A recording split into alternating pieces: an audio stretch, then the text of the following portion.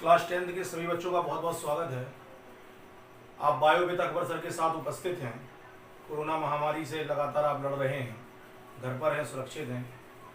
इसी आशा के साथ मेरे जो वीडियो बेटा में जो मेरा भी वीडियो चल रहा है, जो चैप्टर भी मैं पढ़ा रहा हूँ आपको, वो ह्यूमन जेनेटिक्स के बारे में बात कर रहा हूँ। उसी क्रम में मैंने कल आपको लास्ट परिभाषा मैंने जो पढ़ाई थी, वो संकर जाति की परिभाषा हमने आपको पढ़ाने का कार्य किया था।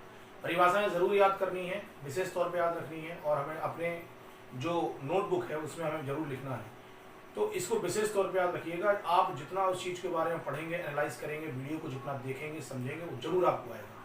कोई क्वेश्चन नहीं आता है, ग्रुप में आप उसके बारे में मैसेज करिए। नहीं समझ में आया, मैं फिर से उसको समझाने का कार्य करूंगा और बड़ी ईजी वे में उसको मैं बता दूंगा। तो देखिए, मैं अपने वीडियो को स्टार्ट कर रहा हूँ। देखिएगा, आज हमारी जो सबसे पहली परिभाषा है बेटा, वो है प्रभावी एवं अप्रभावी लक्षण की। किसकी परिभाषा है? प्रभावी एवं अप्रभावी लक्षण की। 1 मिनट लूंगा, केवल परिभाषा में फिर याद करा दूंगा आपको। देखो, पहले इसको समझ लो बेटा। थ्योरी तो मैं 1 मिनट में आपको याद करा दूंगा, कोई दिक्कत नहीं है। प्रभावी एवं अप्रभावी लक्षण के बारे में समझ लो।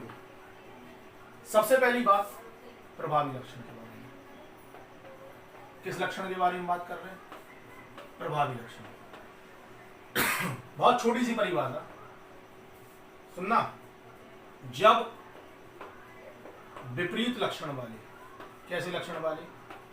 जब विपरीत लक्षण वाले जीवों के मध्य में, जब विपरीत लक्षण वाले जीवों के मध्य में संकरण का कार्य कराया जाता है, जब विपरीत लक्षण वाले जीवों के मध्य में संकरण का कार्य कराया जाता है, तो प्रथम संतानीय पीढ़ी F1 में, तो प्रथम संतानीय पीढ़ी F1 में उत्पन्न होने वाली वे संतानें, तो प्रथम संतानीय पीढ़ी में उत्पन्न होने वाली वे संतानें जो अपने लक्षण को प्रकट करने का कार्य करती हैं, जो अपने लक्षण को प्रकट करने का कार्य करती हैं, पाए जाने वाले इसी लक्षण को हम प्रभावी लक्षण के नाम से क्या करते हैं? जानते हैं। सिंपल सी परिभाषा। प्रभावी लक्षण किसे कहते हैं?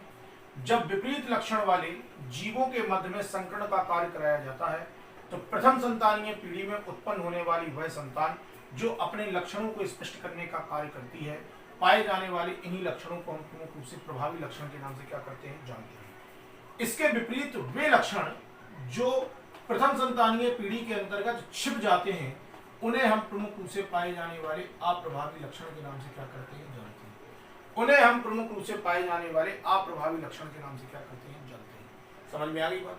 उदाहरण देख लो, उदाहरण देखो इसका, उदाहरण समझाएं। आपने मान लीजिए कैपिटल टी को लेने का कार्य किया। ये पौधा शुद्ध लंबा, कैसा? शुद्ध लंबा पौधा, ठीक। इसके संकरण का कार्य कराया आपने स्मॉल टी के साथ। किसके साथ? Small T. ये पौधा शुद्ध बोना कहलाएगा। क्या कहलाएगा? शुद्ध बोना, ठीक। अर्धसूत्री विभाजन कराओ, अर्धसूत्री विभाजन कराओगे तो यहां से केवल क्या आ जाएगा? कैपिटल टी आ गया। यहां से प्रमुख रूप से क्या आ जाएगा? स्मॉल टी आ गया। दोनों के मध्य में संकरण की क्रिया करा दी। संकरण की क्रिया कराई तो कैपिटल टी स्मॉल टी वाली संतान बन गई। क्या बन गई? कैपिटल टी स्मॉल टी वाली संतान। चूंकि कैपिटल टी मेंडल के नियम के आधार पर प्रमुख रूप से प्रभावी है, इससे बनने वाला पौधा कैसा होगा? लंबा होगा। और स्मॉल टी जो है मेंडल के नियम के अनुसार प्रमुख रूप से अप्रभावी है, इसके द्वारा बनने वाला पौधा प्रमुख रूप से कैसा होगा? बताओ भैया, प्रभावी कौन है? Capital T. तो ये अपना प्रभाव दिखाएगा। ये जो हमारी प्रथम संतानीय पीढ़ी F1 है, इसमें ये प्रमुख रूप से प्रभाव दिखाएगा, और बनने वाली संतान जो होगी वह प्रमुख रूप से कौन से लक्षण वाली बनेगी? लंबे लक्षणों वाली प्रमुख रूप से बनने का क्या करेगी? कार्य करेगी।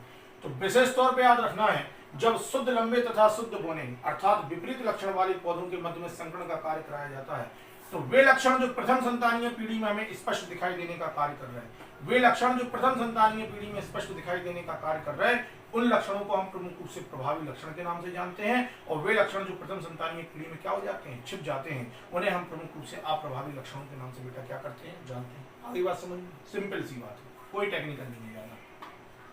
आगे आओ, लक्षण प्रारूप के बारे में बात करते हैं। लक्षण प्रारूप या इसी को दैहिक प्रारूप भी कहते हैं, ठीक। लक्षण प्रारूप या दैहिक प्रारूप के बारे में बात कर रहे हैं। क्या सर, क्या वर्ड लगा है? दैहिक। दैहिक मतलब क्या होता है? शरीर। और प्रारूप मतलब क्या हो गया? लक्षण। मतलब किसके लक्षण? शरीर के लक्षण।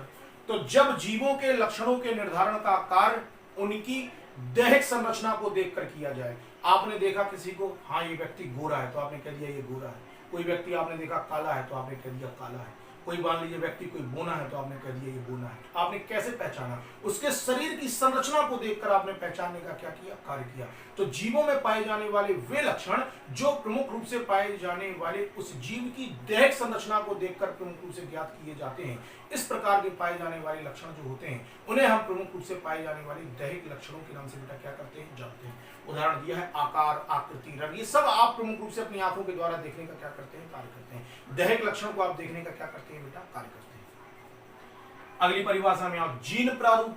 प्रारूप मतलब अभी हमने आपको क्या बताया? लक्षण। किसके लक्षण? जीन के लक्षण।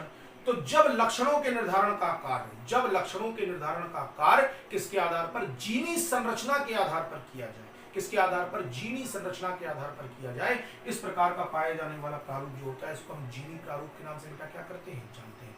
आई बात समझ में? अब सुनो, जैसे जीनी प्रारूप को हमें प्रदर्शित करना है, तो जैसे मान लीजिए हमने मान लिया लंबा पौधा, तो किसी से तो प्रदर्शित करना पड़ेगा। हमने प्रदर्शित कर दिया कैपिटल टी से।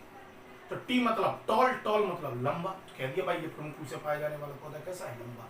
तो याद रखना जीनी प्रारूप जो होते हैं, देखिए जैसे यहाँ पे लिखा है, क्लियर लिखा है, लंबे पौधे का जीन प्रारूप क्या कहलाता है? Capital T. हमने लंबे पौधे को प्रमुख रूप से किससे प्रदर्शित करने का कार्य किया? कैपिटल टी से प्रमुख रूप से प्रदर्शित करने का क्या किया? कार्य किया। यह जीन प्रारूप। दोनों परिभाषाएं टॉप मोस्ट इंपॉर्टेंट परिभाषाएं हैं। 100% क्लास 10th एग्जामिनेशन में 2 नंबर में आने वाली परिभाषाएं 100% चैलेंजेस क्वेश्चन पे 100% आएगा।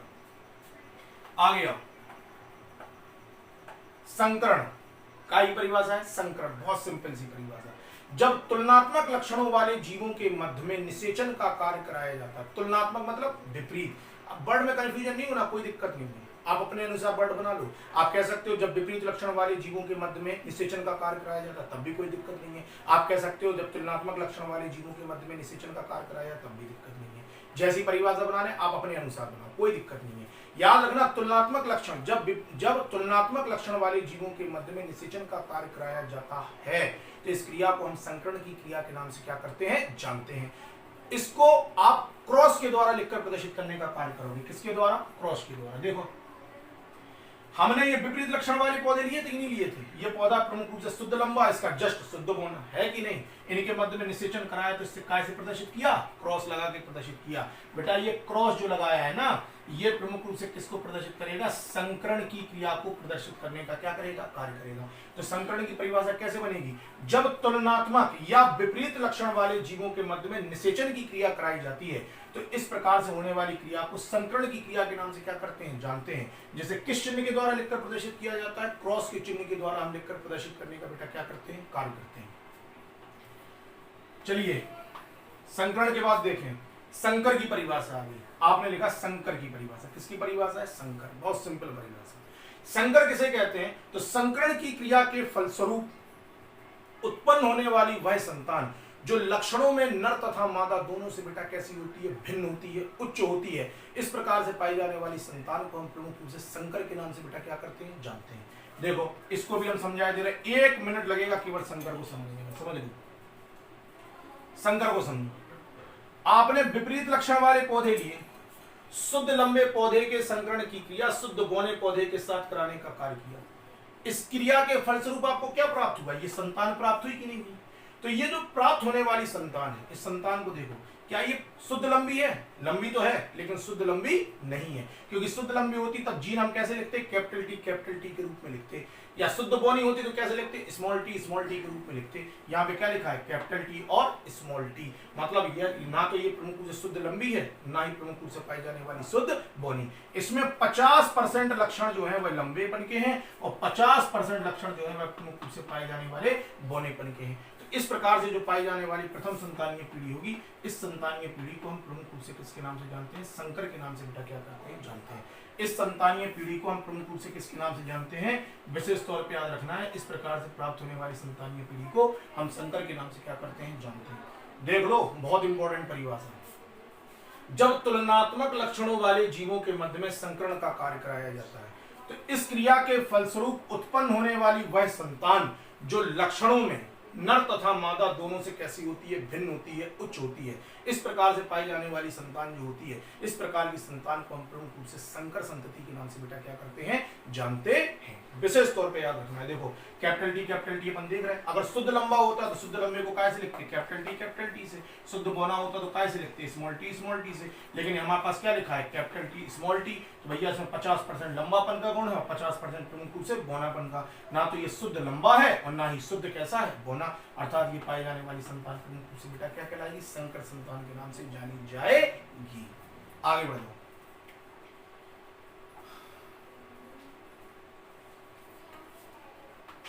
आगे देखो, अब आई बेटा बहुत सबसे इंपॉर्टेंट परिभाषा, बहुत पूछी जाती है, बहुत आती है, इसके ऊपर वेरी वेरी मोस्ट इंपॉर्टेंट। ठीक है, क्वेश्चन है, एक संकर संकरण की क्रिया को स्पष्ट करने का कार्य करो। किसको प्रदर्शित करना है? एक संकर संकरण की क्रिया को प्रदर्शित करने का कार्य करो। एक वर्ड में सिखा दें? सीख लो, एक वर्ड में, नहीं पढ़ने ज्यादा लंबी परिभाषा, एक वर्ड में सीखो। सुनो, एक संकर संकरण, एक संकर संकरण, एक वर्ड में सिखाएंगे, ज्यादा नहीं सिखाएंगे, एक वर्ड। जब एक जोड़ी, कितने जोड़ी? जब एक जोड़ी विपरीत लक्षण वाले जीवों के मध्य में, जब एक जोड़ी विपरीत लक्षण वाले जीवों के मध्य में संकरण का कार्य कराया जाता है, इस प्रकार से होने वाले संकरण की क्रिया को एक संकर संकरण की क्रिया के नाम से क्या करते हैं? जानते हैं। इतनी छोटी परिभाषा कोई नहीं बताएगा, सिंपल। एक संकर संकरण की क्रिया क्या है? जब एक जोड़ी विपरीत लक्षणों को ध्यान में रखकर संकरण के कार्य को कराया जाए, तो इस प्रकार से होने वाले संकरण की क्रिया को एक संकर संकरण की क्रिया के नाम से जाना जाता है। जब एक जोड़ी विपरीत लक्षणों को ध्यान में रखकर संकरण के कार्य को कराया जाता है, इस प्रकार से होने वाले संकरण की क्रिया को एक संकर संकरण की क्रिया के नाम से जाना जाता है। कितने जोड़ी? एक जोड़ी विपरीत लक्षण। उदाहरण देख लो, चलो उदाहरण देखो। आपने लंबा पौधा लिया, यह शुद्ध लंबा पौधा है, यह शुद्ध लंबा है कि नहीं? इसके संकरण की क्रिया कराई शुद्ध बौने पौधे के साथ। ये कौन सा पौधा है? शुद्ध बौना पौधा। ठीक, ये शुद्ध लंबा, वो शुद्ध बौना। अर्धसूत्री विभाजन कराओ, कैपिटल टी आ गया। देखो एक ही जोड़ी विपरीत लक्षण लिया, लंबाई के बारे में बात कर रहे हैं। यहां पे हमारी शर्त में केवल एक के बारे में हम देखने का कार्य कर रहे हैं, लंबाई। इसकी लंबाई लंबी, इसकी लंबाई छोटी। अर्धसूत्री विभाजन करा दो, कैपिटल टी स्मॉल टी आ गया। संकरण करा दो, संकरण कराया, क्या बनेगा? कैपिटल टी स्मॉल टी के निर्माण का क्या कर लिया जाएगा? ये बन गई हमारी प्रथम संतानीय पीढ़ी। कौन सी? ये जो हमारी प्रमुख रूप से पाई जाने वाली संतानीय पीढ़ी बन गई, ये हमारी बन गई प्रमुख रूप से पाई जाने वाली प्रथम संतानीय पीढ़ी बन गई, जिसको हमने प्रमुख रूप से कह देंगे ये प्रमुख रूप से पाया जाने वाला प्रमुख रूप से पौधा क्या कहलाएगा? अशुद्ध लंबे पौधे के नाम से क्या किया जाएगा? जाना जाएगा। आई बात समझ में? सुन लो, समझ लो। एक संकर संकरण क्रिया के बारे में बात कर रहे थे। तो जब एक जोड़ी विपरीत लक्षण को ध्यान में रखकर संकरण के कार्य को कराया जाता है, तो इस प्रकार से होने वाले संकरण की क्रिया को एक संकर संकरण की क्रिया के नाम से जाना जाता है। एक जोड़ी विपरीत लक्षण को ध्यान में रखकर संकरण के कार्य को कराया जाए, तब इस प्रकार से होने वाली संकरण क्रिया को एक संकर संकरण की क्रिया के नाम से क्या करते हैं? जानते हैं। आगे बात समझ में? चलो, इस प्रकार से हमारा जो आज का टॉपिक है, ये सब नोट कर लेना बेटा, बड़े काम की चीजें हैं। सब बताऊंगा, जनक की परिभाषा भी बताऊंगा, अर्धसूत्री विभाजन भी बताऊंगा, युग्मक की परिभाषा भी बताऊंगा, संकर की बता ही चुका हूं, संकरण की बता ही चुका हूं। ठीक है, तो इस प्रकार से आज का ये जो वीडियो है वह प्रमुख रूप से आपकी क्लास समाप्त होती है। आगे की ओर नई परिभाषाओं के साथ, नए शब्दों के साथ, नई तरीके के साथ पुनः आपके सामने उपस्थित होऊंगा। तब तक के लिए बहुत बहुत धन्यवाद, बहुत बहुत आभार आपका।